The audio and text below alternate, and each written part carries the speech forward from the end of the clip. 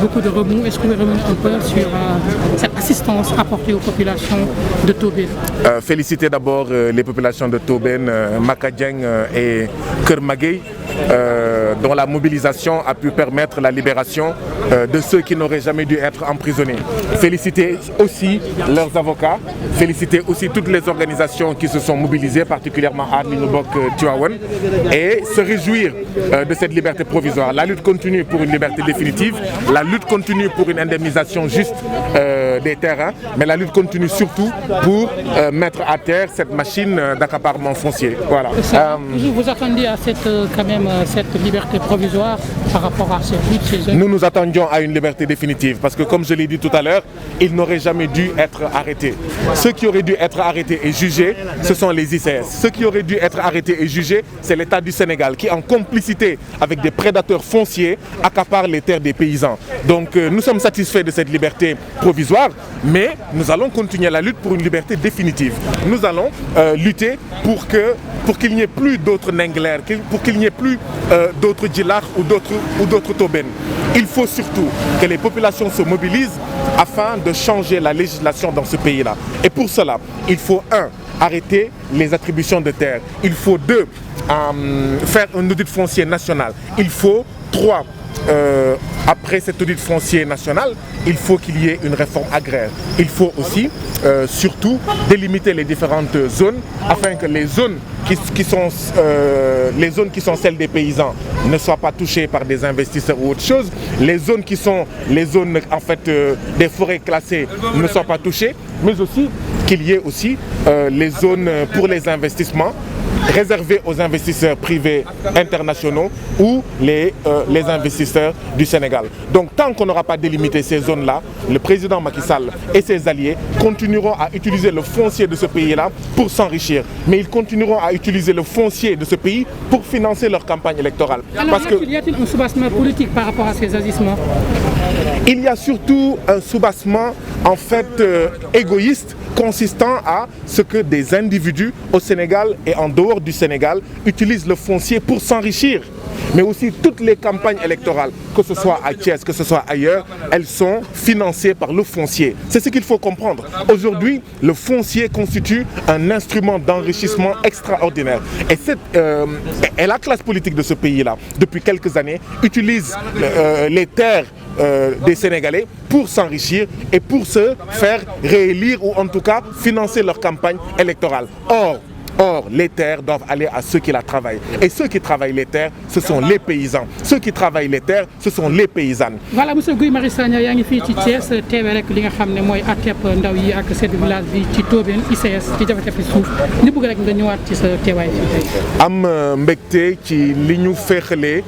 waa Tobène, Makadieng ak Keur Maguey ñi nga xam ne kenn waru leen woon jàpp kenn waru leen woon àtte tey ñi nga xam ne ñoom la ñu waroon jàpp ñi nga xam ne ñoom la ñu waroon àtte tey mooy état du Sénégal ak waa ICS damay fàttaliku ne ICS mi nga xam ne mu ngi ca Tivaouane mu ngi ca Mewane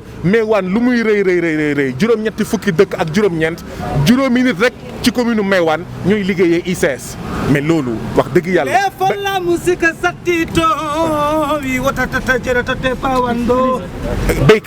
béykat yi ils ont raison donc dans ces conditions-là d'accord de ne ñoo lànk ñoo bañ du ñu joxe suñu suuf ci loo xam ne lu ñàkk fayda la Mewane lu muy rëy ICS nekk fa Tobène Power nekk fa ak ñeneen amul benn mètre goudron bu nekk dans toute la commune 89 villages donc béykat yi ils ont raison de dire que du ñu nangu bàyyi suñu suuf ci affaire yu ñàkk fayda donc waaw rafetlu liberté provisoire bi waaye liberté provisoire taxuñu woon jóg liberté définitive moo ñu taxoon jóg donc dinañ continuer xeex bi ba waa Makadieng Keur Maguey ak Tobène am liberté définitive waaye itam ba ñu bàyyi abandonner toutes les charges contre ñoom xeex bi nag dafa war a wéy ba keroog ñuy fay béykatu Tobène Makadieng ak Keur Maguey lu ko jar ndaxte kat damay jënd li may fay doyuma ñu jàpp la li nga may fay doyuma ñu ñëw maanaam toroxal la sa kanamu doom sa kanamu jabar sa digg dëkk loolu du dëgg du yoon ICS ak état du Sénégal dañuy jaay doole boobu nag moo war a jeex d'accord moo tax nag moo tax nag xeex bi dafa war a continuer ba ñu fay waa Tobène Maka Dieng ak Kër Magay li nga xam ne moo ko jar. waaw mun nañu rafetlu àtte bi tey ni mu demee d'abord tribunal bi nopp bi mu ñu may déglu ñu liñ ko wax yëpp bi mu demee itam ba xam ne xëy na àtte bi mënu koo dogal tey mu ne kat le 26 laa koy joxe mais damay may ñi nga xam ne dañuy àtte li ñuy wax bàyyandiku ñu ñibbi seen kër. donc loolu defe naa mun nañ ko rafetlu te mun na tax ñu rafet njort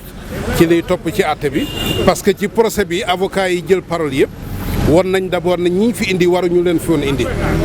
dañ leen a tooñ d'abord fekk leen ci seen alal bugg leen cee duma tey justice kat rôle am mooy appliquer loi mais aussi protéger faible yi dañuy wax ci tubaab ne entre le fort et le faible c'est la liberté qui opprime c'est la justice qui affranchit maanaam loi bi moom mooy réhabilité justice mooy réhabilité tey justice bu demee ba xam ne kii nga ñu teg ko loxo war na koo bàyyi mu ñibbi rek déjà réhabilité nañ ko te dara ñëwagul ñaareel bi aussi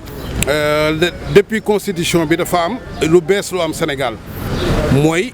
souveraineté population yi ci seen ressource naturelle moo xam ressource minière la pétrole la moo xam suuf loolu nag mënoo ko voter ba pare ñi nga xam ne ñoom la droit boobu profito ñu koy revendiquer ñu tuddee ko justiciabilité nga ñëw di leen ci daan day doon benn contradiction boo xam ne il faut suñu système judiciaire bi régler ko li loi bi wax bu weesoo sax disposition constitutionnelle boobu même en matière d'expropriation booy ñëw di jël alalu jàmbur même état bi fekk nit muy béy suuf ay ati at ay maamam domaine national bi ñëw consolider ko balaa nga koy jël da nga koy indemniser li ñuy wax dafa war a am indemnité juste et équitable yéen bu ngeen waxtaanee jubóowu leen da ngeen a war a dem ci juge bi ne ko man kat dañ ma jox concession dama bugg a exproprier jubóowuma kii buggoon nga fixer lan mooy indemnité juste et équitable bi bu ko justice àttee ñëpp tënku ci mais mënoo ñëw nag ne damay jël force sa alal ngay béykat boo xam ne loolu rek nga yaakaar pour sa dund mu ne yow doo jël sama alal nga daal di ko ci noot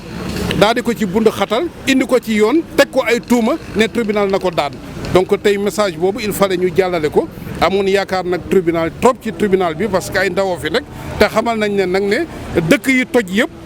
soit ressource minière wala suuf moo ko tojloo donc tey nañu def attention Sénégal boo demee ay Congo ay Guinée la fa nekk ci alal ci suuf xamuñu ni mu toll boo gisee population yi mënuñu ko jëriñoo ñàkk ku leen taxawu ak ñàkk koo xam ne day jëmmal droit yi ñu ci am tey nag Sénégal foofu la toll ci ressources yi nga xam ne feeñ na Sénégal ci nag aussi volonté bi citoyen yi ak clairvoyance ak conscientisation bi nga xam ne organisation de défense des droits de l'homme yi def nañ ko accompagner citoyens yi ba tey defe naa balaa ngay jëlee seen alal wala néewal leen doole di nga ko teg ci ay conditions yu leer te bu ñu eggee ci yoon itam defe naa juge yi dinañ appliquer loi bi ni ñu leen ko sant. maître ginnaaw seen taxawaay bi jàpp nga ne bu ñu taxawaatee daan leen acquitté ba pare tamit daal leen dédommagé. waaw loolu naam sax avocat warta wax ne juge bi lii lay àtte parce que loolu moom la ñuy wax préjugé de la décision du juge mais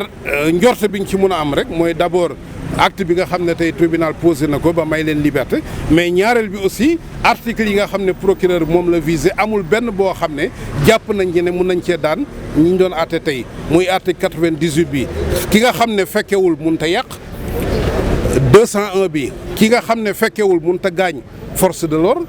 431 bi itam ki nga xam ne mënuñoo indi ne moo appelé ala ne yàq leen wala def leen dara mënoo indi preuve boobu donc boobu boole ñett yooyu yëpp ak procureur tey wax jim indi teg ko ci apaisement rek ñu yaakaar ne amuñu élément objectif yoo xam ne mun nañ leen cee daan apaisement bi kenn bañu ko mais nañ ko teg ci vérité parce que boo ko tegul ci yoon ak vérité apaisement boobu day suba day ñëwaat histoire bi ñëwaat réitération des faits moo tax ñu jàpp ne tey li ñu gis ci débat yi war nañu may ñu rafet njort ne bu ñu eggee ci àtte bi tribunal dina leen setal ba ñoom ñëpp ñu mën a dellu ci seen i ité ku soxla seen suuf itam nga teg ko ci anam bi nga xam ne moom la yoon teg ba nga xam ne ñoom itam ñu gis ci seen bopp société bi nga xam ne aussi moom intérêt rek lay wut bénéfice rek lay wut moom itam mu fay li mu war a fay soog a jot ci suuf si. Jërëjëf. Voilà.